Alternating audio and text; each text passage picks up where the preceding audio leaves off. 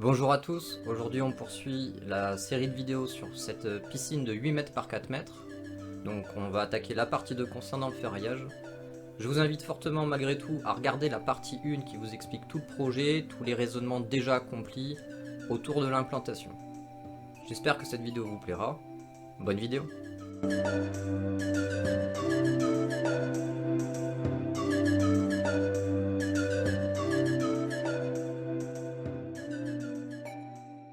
Donc étape 3, le ferraillage. Pour ceux qui ont suivi la première partie, le terrassement a été réalisé par Gaëtan avec son voisin.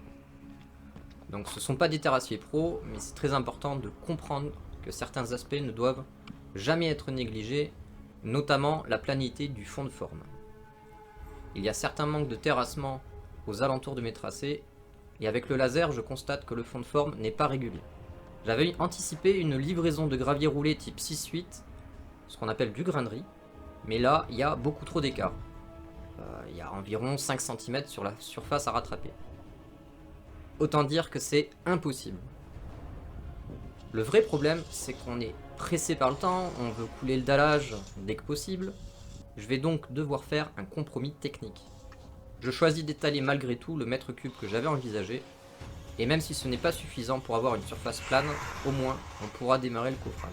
Je vous recommande de prévoir un polyane pour travailler proprement, car même si on a de la chance niveau météo, quand vous allez travailler dans la boue, vous augmenterez considérablement la pénibilité du job.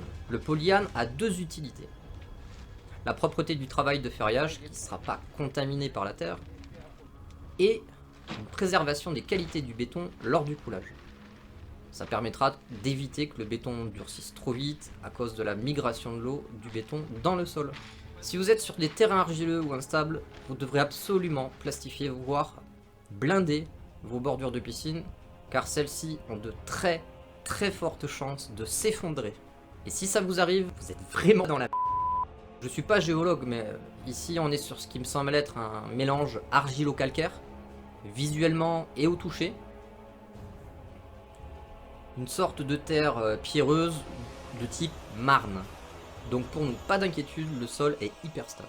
Concernant le coffrage, c'est nécessaire si vous souhaitez économiser des mètres cubes de béton inutiles, mais c'est surtout pour pouvoir drainer les eaux périphériques tout en bordure de piscine. Et ça, croyez-moi, vous le regretterez pas. Avec un simple plomb d'axe de tapissier, ça coûte pas cher et ça fait franchement le job. Je peux utiliser les cordeaux d'implantation pour m'indiquer avec précision l'emplacement de mes planches. Une astuce qui va vous changer la vie, c'est tout simplement d'utiliser une pince à linge pour vous permettre de pincer le fil et travailler les mains libres. Et ça vous permettra également d'ajuster la descente du plomb pour être au plus près de votre point d'écriture. Donc de ce point de repère, il suffit de présenter les coffrages à 25 cm, ce qui correspond à mes épaisseurs de mur, plus une marge de sécurité de 5 cm. En soi, c'est pas beaucoup car on peut vite perdre 5 cm lors du coulage béton. Faites super gaffe au niveau de la précision. Une fois que les coffrages sont parfaitement alignés, il faut garantir qu'ils ne bougent plus. Avec des vis et quelques piquets de bois ou d'acier, je termine cette étape qu'on appelle le blindage des coffrages. Encore une fois, je vous invite à utiliser des clous, car vous risquez de galérer au décoffrage si vous êtes plutôt amateur. C'est tout un art, faites bien gaffe à ça. Envisagez toujours lors du coffrage et de l'emplacement de vos vis et de vos pointes, envisagez à un moment donné qu'il va falloir décoffrer facilement. Allez, c'est parti, on peut enfin démarrer notre ferraillage. Bon, tout d'abord, on présente les cales métalliques qu'on appelle également distanciées. Elles permettent de poser nos ferrailles et marcher dessus, tout en nous permettant de garantir un enrobage de 5 cm de béton lors du coulage. Si vous souhaitez faire les choses encore mieux, sachez qu'il existe des systèmes de cales plastiques, mais franchement, ça risque absolument rien. Ce sont juste des cales. Certains vont prétexter l'oxydation de ces aciers, mais très sincèrement, je ne vais pas chercher à me justifier. Ceux qui sont du métier reconnaîtront que ça ne risque absolument rien. Encore une fois, c'est juste des cales. Reste à présenter nos treillis soudés par-dessus. C'est du ST25C en 7 mm. Et c'est totalement inutile de ligaturer toutes les cales. Perso, je n'attache que les périphéries et les recouvrements de plaques. Le ligaturage a juste pour intérêt de garantir le bon positionnement de vos aciers. Les longrines posées par-dessus me serviront de cale d'épaisseur pour les plaques de treillis en partie haute de ma dalle. On parle de nappe haute et de nappe basse. Avec le laser, je vérifie que mes longrines ne dépassent pas de mon niveau de béton fini. Bon, je vous cache pas que j'ai forcément dû taper sur les ferrailles. Pour être certain de ne pas en avoir qui dépassent, mais bon, c'est la contrepartie de ne pas avoir eu un terrassement et un fond de forme parfaitement de niveau. Vu l'épaisseur minimum de 20 cm de béton envisagé, ça ne risque vraiment pas de bouger. Habituellement, les maçons près de chez moi aiment réaliser une simple nappe de treillis, et je peux comprendre que ça puisse vous paraître overkill. Mais très sincèrement, encore une fois, ce sont mes choix en fonction de la situation donnée et en fonction d'une situation qui m'est propre. Le seul point regrettable dans mon protocole envisagé, c'est simplement d'avoir dû taper sur les longrines. Et comme le week-end, les fournisseurs sont fermés, plutôt que d'annuler 2 journées de travail pour remplacer ces longrines de 15 cm par des cadres de 10 cm, j'ai adapté ma situation. Bon, c'est pas pour se justifier, c'est vraiment pour vous donner la réalité de ce chantier. On n'est pas du tout dans le cadre de mon entreprise, je suis là pour bosser et faire plaisir, et surtout garantir le chantier. Évidemment, il n'y a que des déconvenus, forcés de s'adapter. Je travaille sur mon temps libre, les week-ends, je fais au mieux pour que ce soit rentable pour mes amis, voilà. Pour réaliser le recouvrement des angles des longrines, je vous ai déjà réalisé une vidéo. Donc je vous mets le lien en description.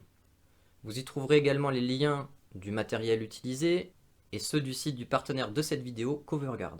Ils nous ont fourni les gants Kevlar que vous pouvez voir sur nous car les gants sont indispensables lors de toutes ces étapes de ferraillage. Les gants classiques ne vous protégeront pas efficacement lors de la pose des treillis et surtout n'oubliez pas les lunettes si vous faites du meulage. Coverguard est une boîte française spécialisée en EPI. Ces protections qui vont vous éviter de vous flinguer la santé et surtout de finir aux urgences. Sur le ferraillage, on a dû façonner nos équerres d'angle avec une guillotine à acier. Elle permet également de cintrer nos fers. On a pu terminer le ferraillage de la dalle en béton, ce qui est en fait un radier car vu l'épaisseur, ce n'est pas juste un dallage, c'est une véritable fondation. On a rajouté quelques cadres pour servir de cale, puis posé, ligaturé par-dessus, des treillis soudés de type PAF. Ils servent uniquement à éviter la fissuration du béton en surface. Le plus pénible est fait car finalement il reste qu'à calculer nos implantations des fers en attente. Cette étape est l'une des plus délicates concernant le ferraillage. Il faut prendre le temps de réaliser un calpinage rapide de vos blocs à bancher si vous les avez déjà sous la main. Ça vous permettra de déterminer les anthrax de vos barres en fonction des dimensions des alvéoles de vos blocs. Avec un simple litho, on peut tracer les anthrax. Il servira de gabarit pour présenter les barres en attente crossées à l'équerre. Toujours avec le fil à plomb, je reporte les axes de mes cordeaux d'implantation sur les bois de coffrage. Et pour faciliter la démarche, tout en garantissant la précision, on présente des lithos que l'on va visser à 10 cm en retrait de nos tracés. Ça correspond à l'axe de nos murs intérieurs. Après avoir présenté des lithos à l'horizontale, il faut démarrer le ligaturage par un angle, tout en suivant les tracés de votre gabarit posé au sol. Le plus simple est d'attacher en premier votre barre sur le litho du haut, puis avec la ligatureuse rapide, lier le bas. Bon, je vous préviens, c'est une étape vraiment très pénible, très longue. C'est très important que vous avanciez consciencieusement si vous voulez pas avoir de surprise lors du coulage du béton. En fait, il faut pas que ça bouge. Pendant que Gaëtan termine le ferraillage, je vais pouvoir m'attaquer au pull house. Alors pour le coup, vous allez vite vous rendre compte de la dureté de la terre. Comme je vous le disais, on est plutôt sur de l'argilo-calcaire. Donc plus de pourcentage d'argile que de pourcentage de calcaire. Voilà, c'est comme ça qu'on détermine la qualité d'un sol.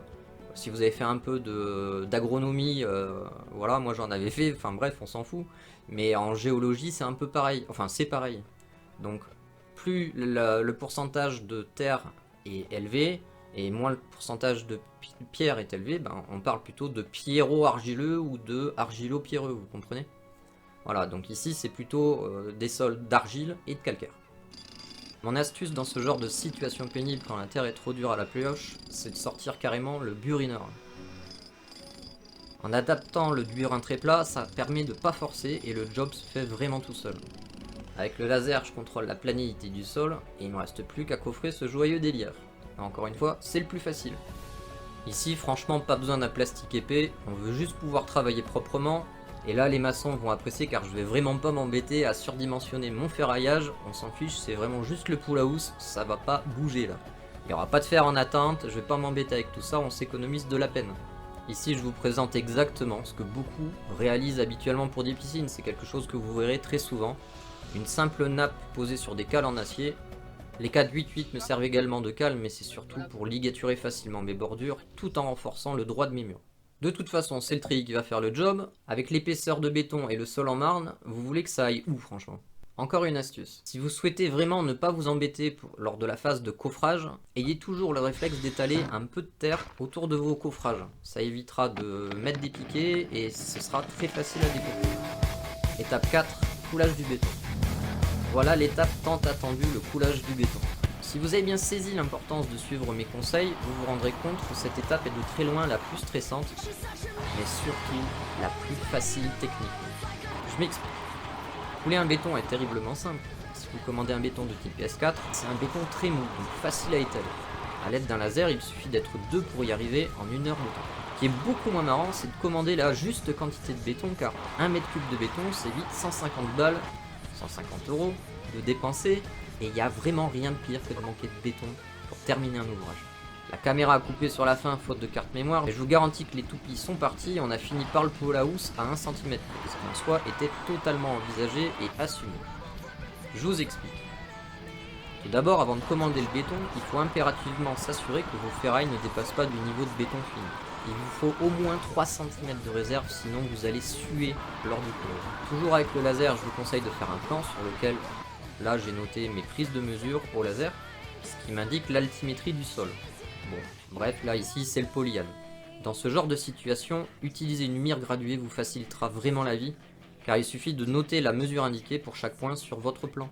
Ça me donne donc un plan avec un écart global d'altimétrie, je mesure cet écart par rapport à mon niveau de béton fini, et j'obtiens une épaisseur moyenne de béton. Je le fais pour la piscine, mais je le fais évidemment pour le pool house.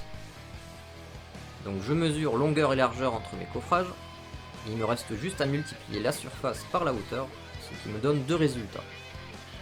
Un volume de béton pour la piscine et l'autre volume pour le pool house. Et voilà mon résultat brut, 10,46 m3. Bon, faut avouer, c'est chanceux. Faut savoir que vous pouvez pas commander ce type de livraison par camion toupie. Du moins ce volume-là. En centrale, c'est pas compliqué, par chez nous, c'est obligatoirement par tranche de quart de mètre cube. Bon, 250 litres de béton commandé pour rien, c'est peut-être dérisoire pour certains maçons, mais quand c'est pour des amis, c'est pas pareil. Et quand c'est pour soi, c'est encore pire. Je sais pertinemment qu'il y a une certaine marge de précision sur mes estimations, mais j'ai la chance d'avoir le pool house, et celui-ci est prévu pour 14 cm d'épaisseur, ce qui est confortable pour envisager 1 ou 2 cm de béton en moins sur la surface, qui me fait à peu près 200 litres de marge.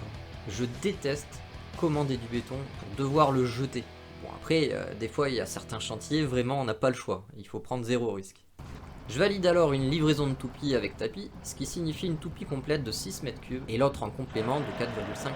Si vous n'êtes pas du métier, envisagez auprès de la centrale de commander le complément après avoir vidé votre première toupie.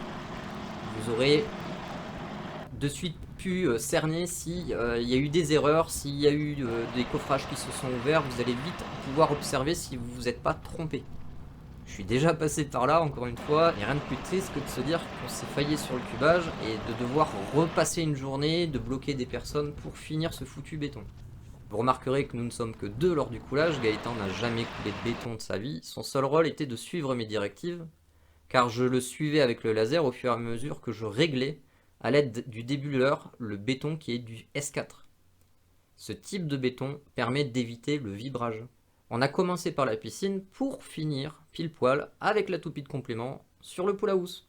Je précise que les bons de livraison que vous voyez sont ceux que les chauffeurs vous livrent quand ils partent du chantier, c'est important. Les toupies sont arrivées à 14 h et le temps de nettoyer le chantier, avec Gaë on était tranquille au propre, autour d'une bonne bière à 15h30.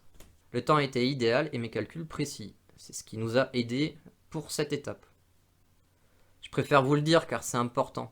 Évidemment il y a eu une petite surprise sur le coffrage piscine, qui donne vers le pool house, j'ai eu des petites fuites de béton sous le coffrage, ce qui m'a forcé en urgence à y interposer des morceaux de carton pour colmater la fuite. Ça m'a fait perdre 10 minutes sur le timing, ainsi qu'une plaque de treillis PAF qui avait tendance à remonter en surface.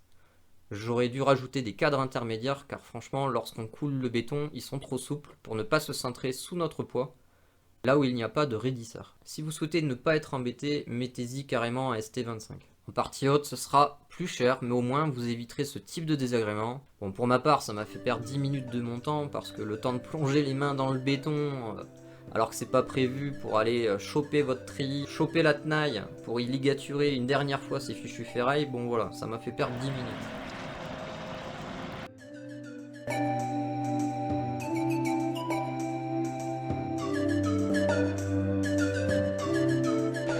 Partie 3, la bâtisse et coffrage. Donc, cette partie arrivera prochainement.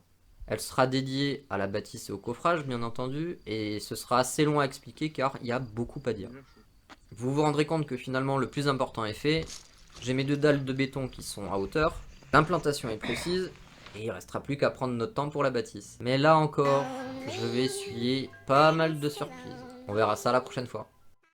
J'espère que cette vidéo vous aura plu. N'hésitez pas à partager vos impressions en commentaire, que ce soit pour cette vidéo ou pour celles qui vont venir. Ça me permettra d'envisager mes futures explications.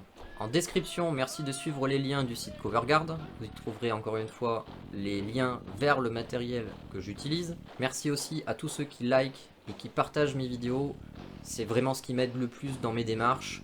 Donc pour ça, je vous en remercierai jamais assez. En attendant, portez-vous bien, moi je vous dis à 10 chats.